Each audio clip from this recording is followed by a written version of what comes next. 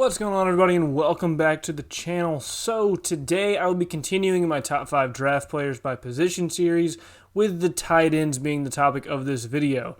This class of tight ends has no clear dominant prospect in it, and nobody really has high first round draft hype. There's not a superstar tight end in this class, in my opinion, but it is actually surprisingly deep, and there is still some good value to be found, so let's go ahead and get into it. At number 5, I have Jeremy Ruckert, and Ruckert is an interesting prospect to me because he has a lot of upside due to his size and his traits, but his production is severely lacking despite that, largely due to him playing at Ohio State, where he was never going to be the priority target. But he is standing at 6'5", he weighs 250 pounds, he has great size, he has decent athleticism to pair with it as well, and he's shown an ability to be a red zone threat as well as a solid blocker, which will immediately help him translate to the NFL level. And when he has been targeted, he has looked great. He's shown flashes of being a top-level tight end, but his production is just too low to justify that ranking, and he is somewhat of an unknown commodity at this point. He could be a real sleeper pick, though, in the 3 to 5 round range, where somebody may end up with a first or second round talent in him late in the draft, which makes him very intriguing in my opinion. Brings me to number 4, and at number 4 I have Charlie Kolar. Kolar is a big target at 6'6", 260 pounds, and he is also a quality receiving threat. So he had 750 yards and 6 touchdowns at Iowa State last season. His main asset is his size and his route running, combined with his hands. He's a very good receiving threat, particularly in the red zone, and he has a great NFL build. He's also a decent blocker with the frame to really improve upon that in that area as well. His athleticism is decent, but nothing spectacular, and his upside is somewhat limited in that aspect. But to me, he seems like a guy who will be a decent tight end in the NFL. He's not going to be a life changer for anybody. I don't see him being a George Kittle or Travis Kelce or anything like that.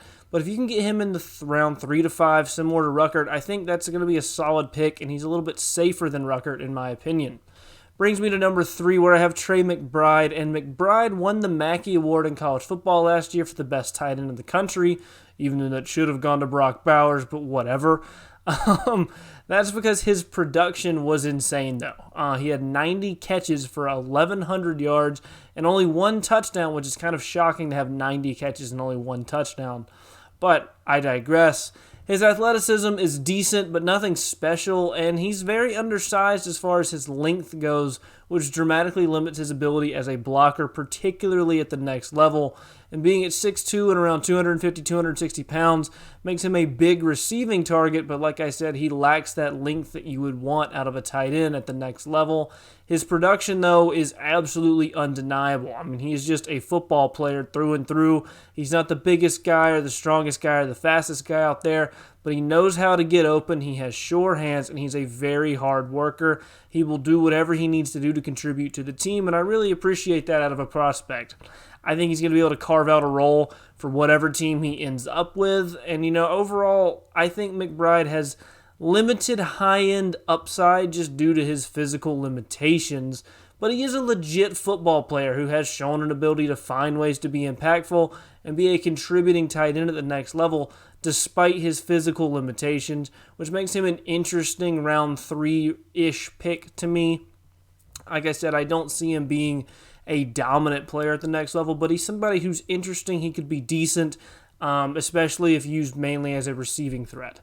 Brings me to number 2, and that is Isaiah Likely for me, and Likely is my personal favorite player at this position for the class, largely due to his athleticism and receiving talent. He is definitely a primary receiving threat, though, not a blocker, which is the biggest flaw in his game, and it comes mainly due to his lack of size. I mean, he's not small at 6'4" and 240 pounds, but he just isn't built to be a blocker. He's built like a wide receiver that's just big. He's more of a wide receiver than he is a blocker by every metric if you look at how he plays and how he's built. But when used properly in the passing game, despite his blocking limitations, he is a very, very good receiving threat who can have a legitimate impact at the next level if he's used in that limited capacity as just a receiving target. Don't use him to lead block on defensive ends and crack up on the linebackers and stuff.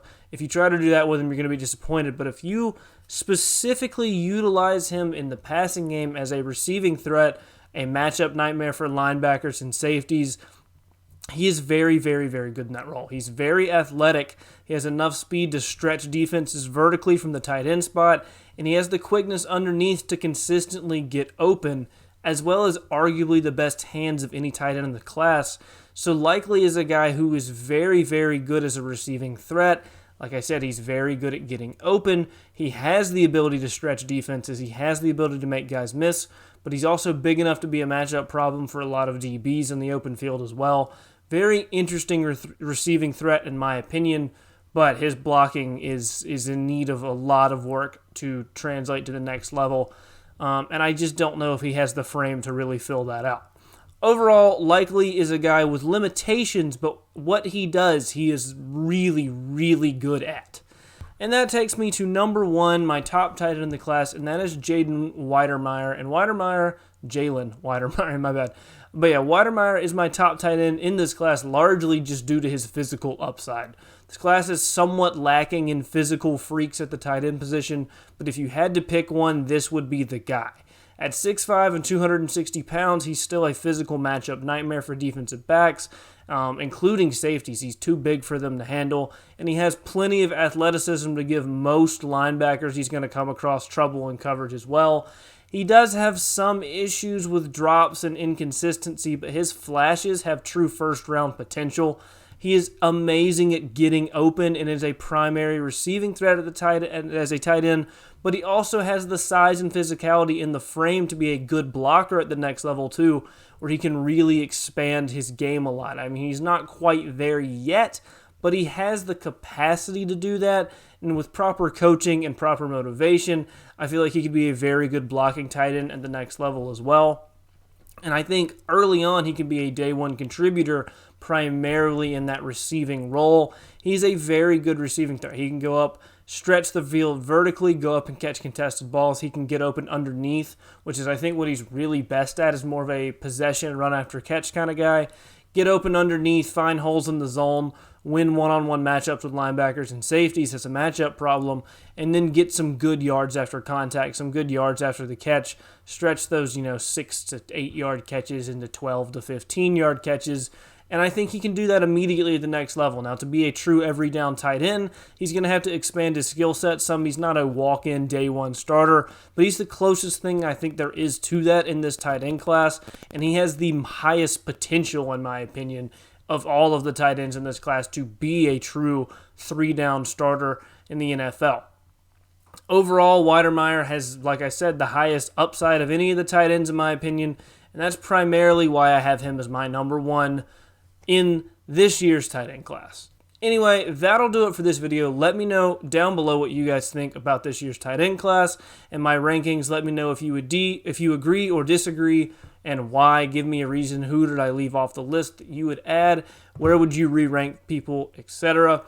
Also, if you've made it this far in the video, go ahead and leave a like because it helps out the channel tremendously. And subscribe for more content in the future. I will continue to upload draft content, and my primary content will continue to be college football content. Thank you all so much for watching, and I'll see you guys next time.